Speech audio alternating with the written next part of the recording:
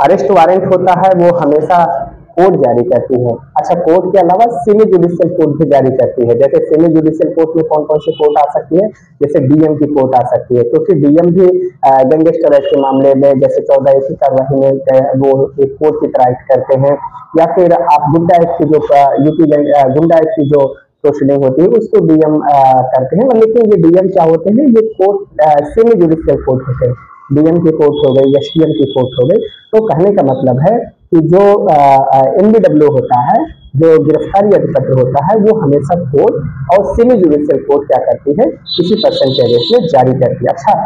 क्यों जारी करती है, इसका रीजन ये होता है जैसे किसी पर्सन को कोर्ट बुलाना चाहती है। क्यों बुलाना चाहती है, क्योंकि उसका स्टेटमेंट रिकॉर्ड करने के लिए। इसका मतलब ये है कि विटनेस के अगेंस्ट में भी कोर्ट क्या कर सकती है, एनबीडब्ल्यू जारी कर सकती है, अगर वो कोर्ट के पास कोर्ट को बुलाने पे अगर वो पर्सन नहीं आ रहा है, या फिर किसी पर्सन के अगेंस्ट में जैसे पुलिस ने चार्जशीट फाइल किया है, कोर्ट को उसको ट्रायल फाइल फ्रेम करना है, कोर्ट ने कॉग्निजेंस ले लिया है, तो डेफिनेटली कोर्ट क्या कर सकती है, उस पर्सन को बुला के अगर वो पर्सन जो भी प्रोसीडिंग है, पहले सम्मन देती है, फिर एनबीडब्ल्यू करती है, फिर एनबीडब्ल्यू करती है, लेकिन किसी पर्सन को स्टेटमेंट रिकॉर्ड करने के लिए, या कोई पर्सन आरोपी है, या फिर अगर कंप्लेंट केस में भी मुकदमा दर्ज है, फिर भी क्या कर सकती है,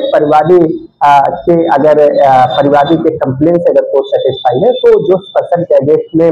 जो आरोपी पर्सन है उसको कोर्ट क्या कर सकती है, उसके अगेंस्ट में भी अगर वो बुलाने पे नहीं आ रहा है तो उसके अगेंस्ट में भी कोर्ट क्या कर सकती है, एनबीडब्ल्यू का आदेश पारित कर सकती है। अब ये समझने वाली बात है कि अगर एक बार कोर्ट ने एनबीडब्ल्यू या गैर जमानती अधिपत्र अगर जारी कर दिया तो वो खत्म कब होगा, वो खत्म क्या होगा कि अगर कोर्ट ने जारी किया है तो अगर वो पर्सन जिस पर्सन के अगेंस्ट में जारी किया, अगर उस पर्सन को पुलिस पकड़ के कोर्ट के सामने प्रोड्यूस कर देते हैं